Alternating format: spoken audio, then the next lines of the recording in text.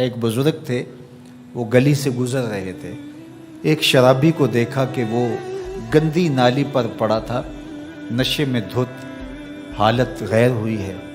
انسانی ناطے اس پر ترس آیا، اس کو وہاں سے اٹھایا، اس کا منہ دھویا اور اس کے گھر چھوڑ آئے۔ خیرات ہوئی، سحری کے وقت، تہجد کے وقت وہ مسجد میں گئے، وہ بزرگ جیسا ان کی عادت تھی، تو دیکھا کہ ان سے پہلے آج کوئی شخص تہجد کے مصلی پہ بیٹھا ہے اور نوافل ادا کر رہا ہے۔ بڑی حیرت ہوئی، دیکھا تو یہ وہی شخص تھا جس کو آج دوپہر کو گندی نالی سے اٹھا کر کے اس کا منہ دھو کر کے ان کے گھر چھوڑ کے آئے تھے۔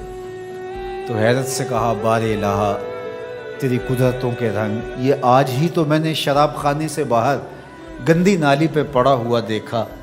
ہاتف سے آواز آئی، میرے بندے تو نے اس کا منہ دھو دیا تھا، میں نے اس کا دل دھو دیا۔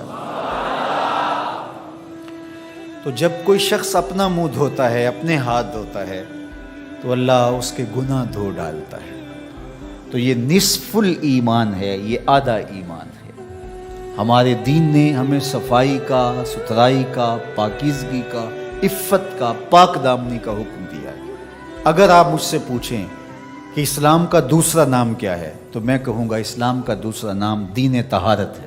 علماء نے لکھا کہ ایک طہارت معنوی ہوتی ہے، ایک طہارت حسی ہوتی ہے۔ ہمارا دین متقاضی ہے اس بات کا کہ ہمارا دل شرک سے، کفر سے پاک ہو، ہمارا دماغ غرور سے، تکبر سے، اور ہمارا عمل ریا سے، ہمارا دل تصنع سے، بناوٹ سے، حقد، کینے اور بغض اور نفرتوں سے پاک ہو۔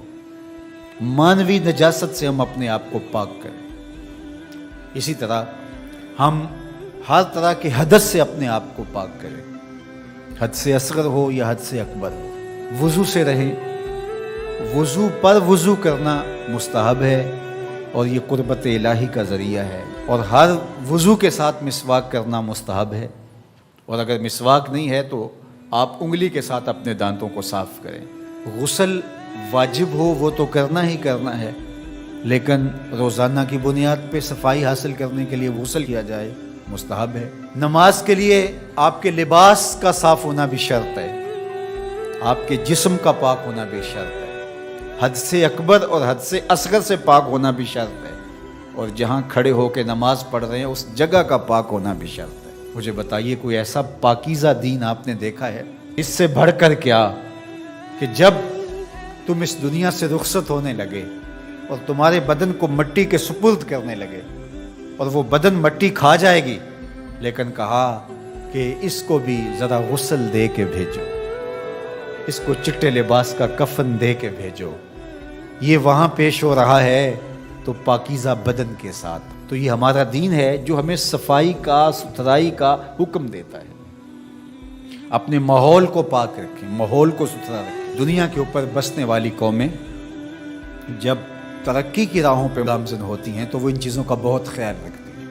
ہم جب ترقی کی راہوں پہ گامزن تھے تو اس وقت ہماری ستھرائی کی، ہماری پاکیزگی کی، ہماری عفت کی مثالیں دی جاتی تھیں۔ جب پیرس کی گلیوں میں کیچڑ تھا، بغداد عروس البلاد کہلاتا ہے۔ آج مسلم دنیا کے شہروں کی کہانی دیکھ لیجئے، کہا جاتا ہے فلاں ایشیا کا گندہ ترین شہر ہے، فلاں دنیا کا گندہ ترین شہر ہے۔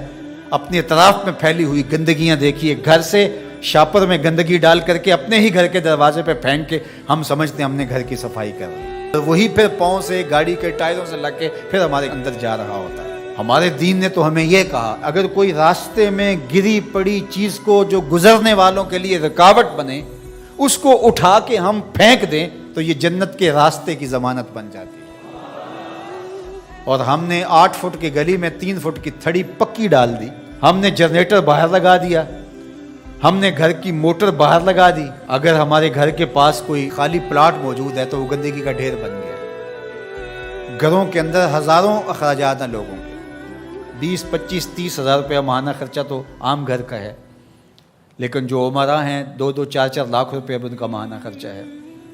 تو جہاں اتنا خرچہ ہر بندہ اپنے گھر میں کر رہا ہے، تو صرف 1-1 ہزار روپیہ ڈال کر کے اپنی گلی کی صفائی کا اہتمام نہیں کر سکتا؟ اپنے چھوٹے سے محلے کی صفائی کا اہتمام نہیں کر سکتا؟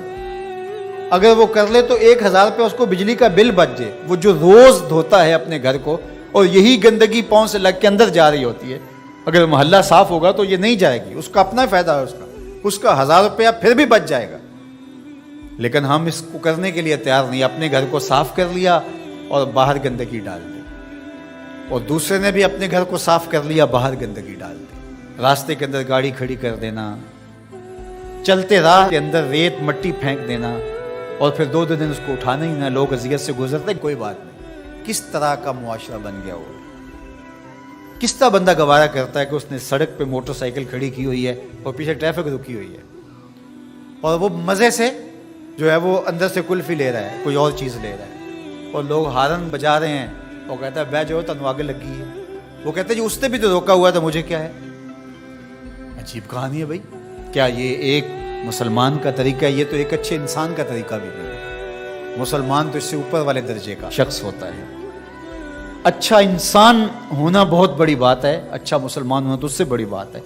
تو ہم سوچیں کہ جو ہمارے تیور، لچھن، طرز زندگی، انداز معاشرت ہے، وہ ایک اچھے مسلمان ہونے کی تو دور کی بات، اچھے انسان ہونے کی بھی نہیں. تو ہمارا دین صفائی کا دین ہے، ہمارا دین پاکیزگی کا دین ہے. ماحول کی پاکیزگی سے لے کر ذات کی پاکیزگی تک، ظاہری پاکیزگی سے لے کے باطنی پاکیزگی تک، خیالوں کی پاکیزگی سے لے کے سوچوں کی پاکیزگی تک، طرز زندگی کی پاکیزگی سے لے کر انداز معاشرت کی پاکیزگی تک.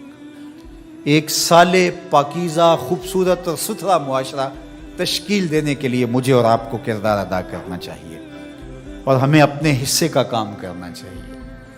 چیزوں میں ترتب ہو، خوبصورتی ہو، نظم ہو، اور کسی کے لیے قذر کا، تکلیف کا، نقصان کا، پریشانی کا سبب اور ذریعہ نہ بنے.